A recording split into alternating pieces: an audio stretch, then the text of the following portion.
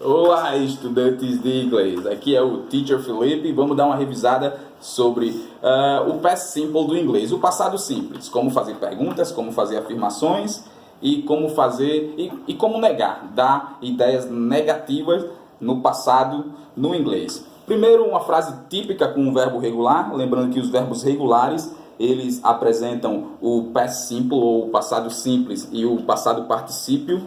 Eles apresentam um ed no final, ed. Então, she watched TV last Sunday. Eu estou dizendo que a menina, ela assistiu TV domingo passado. Então, para fazer uma afirmação no passado, você só tem que usar a forma simples do verbo no passado, que é watched. Sendo um verbo regular, você vai colocar o ed no final. Great!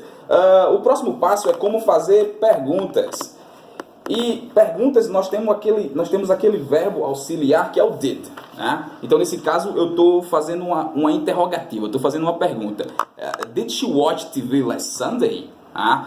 E para fazermos perguntas, nós temos que necessariamente usar o did.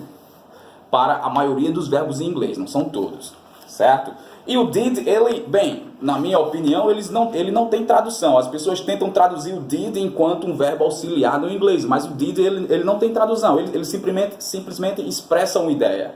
E o did, quando você usa did, o verbo auxiliar did, para fazer perguntas em inglês, ele está expressando a ideia de que aquela frase está na interrogativa e tem a ver com o passado. Então, sempre que vocês forem fazer perguntas em inglês que se referem ao passado de alguém, vocês vão usar o did. So, did she watch TV last Sunday? Outro ponto interessante a notar é que o ed da afirmativa ele desaparece. Então, no primeiro caso, she watched TV last Sunday, temos o ed, a forma simples do passado, do verbo watch.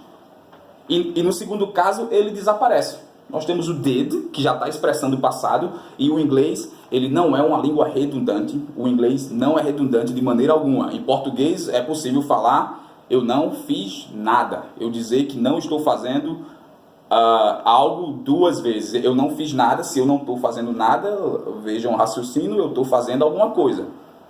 Porque eu não estou fazendo nada, então eu estou fazendo algo. No português isso é aceitável, no inglês não. Então, se eu vou fazer uma pergunta no passado e eu já estou usando um verbo auxiliar que expressa passado, que é o did, o verbo principal, the main verb, não precisa estar no passado também. Então eu não posso ser redundante em inglês. Did she watch TV last Sunday? Ok? Eu uso a forma base, como se fosse o presente simples, mais ou menos. Vamos entender assim.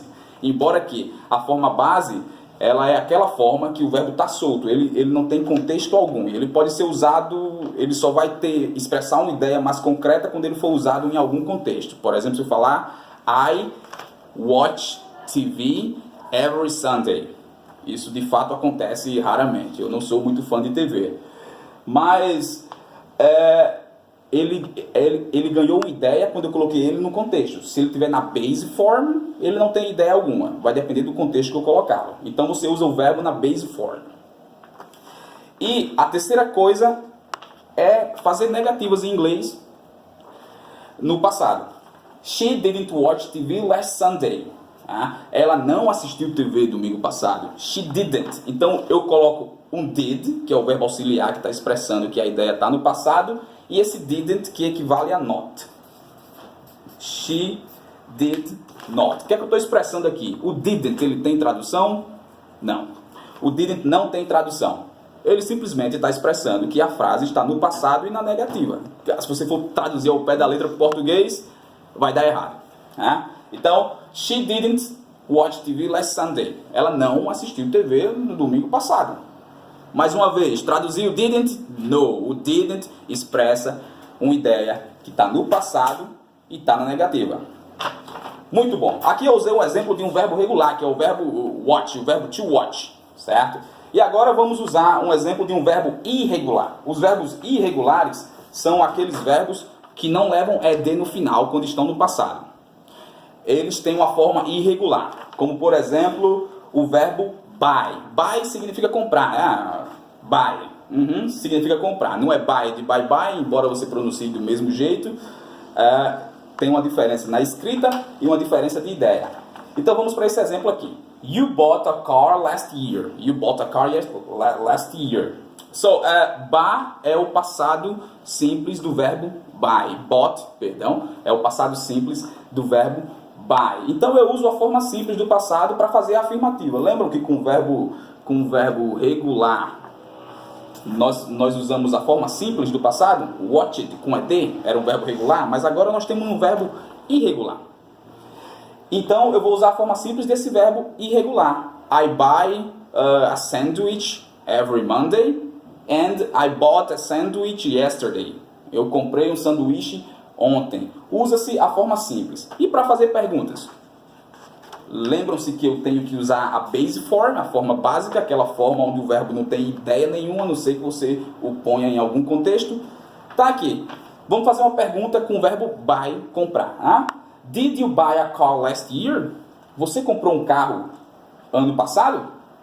Então, eu usei o did, que expressa uma ideia no passado, na interrogativa. Ele é usado para fazer perguntas no passado. E aqui eu usei o verbo buy na sua forma básica, no base form.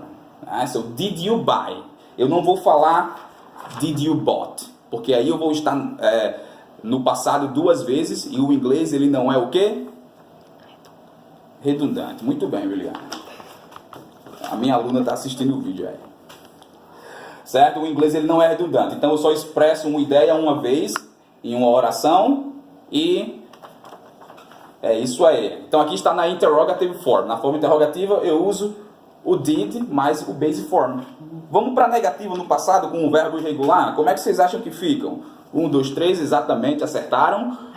You didn't buy a car last year. Então você usa o verbo auxiliar, que expressa o passado e a negativa. E aí você usa o verbo principal no base form. Muito interessante, né? Muito interessante. Então, you didn't buy a car last year. Eu estou afirmando que estou negando que ele não comprou um carro o ano passado. Eu estou dando uma ideia negativa. Ele não comprou. Negativo está ligado a não, né? Então, não comprou. Não comprou. You didn't buy. Certo? E aqui está na negative form. Com verbos regulares, vocês vão usar ed na afirmativa. E os verbos auxiliares didn't or did para fazer perguntas sobre o passado. E com verbos irregulares, triste dizer, mas é a mesma coisa. Lembre de usar a base form, né? E com verbos regulares é mais difícil você, por exemplo, go, né? I went, go, ir. I went to the mall yesterday. Por exemplo. E se eu quiser fazer uma pergunta, did you went to the mall yesterday? Did you go to the mall yesterday? Então você tira a ideia, você tira o verbo do passado, coloca no base form, que parece com o presente, e usa o did, o verbo auxiliar. Great!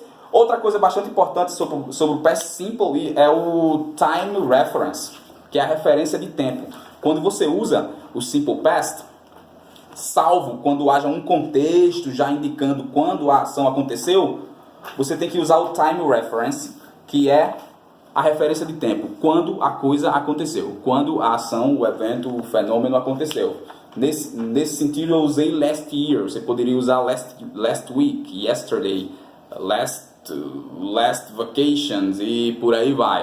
Então você tem que necessariamente falar quando a ação aconteceu, quando se usa o passado simples em inglês, em todas as suas formas. Pode ser na negativa, na interrogativa ou na afirmativa. Você tem que falar quando a ação aconteceu.